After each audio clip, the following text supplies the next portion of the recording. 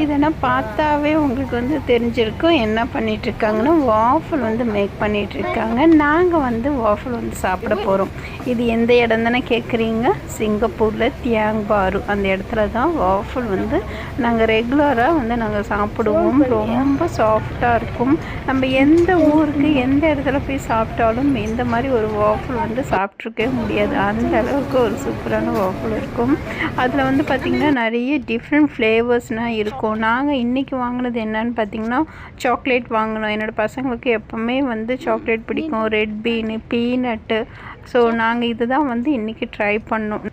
நான் வந்து என்ன வாஃபல்னு பார்த்திங்கன்னா ரெட் பீன் வந்து ட்ரை பண்ணியிருந்தேன். ரொம்ப நல்லா இருந்தது. நமக்கு அந்த வாஃபல்மே ப்ளெயினாக சாப்பிட்டாலே ரொம்ப நல்லாயிருக்கும். அவ்வளோ டேஸ்டியாக சாஃப்டாக ஸ்பான்ச்சியாக இருக்கும். ஸோ வாங்கிட்டு அப்படியே ஒரு ப்ளே கிரவுண்டில் உட்காந்து சாப்பிட்டுட்டு அப்படியே பசங்களும் விளையாண்டுட்டு அப்படியே வீட்டுக்கு கிளம்பியாச்சு.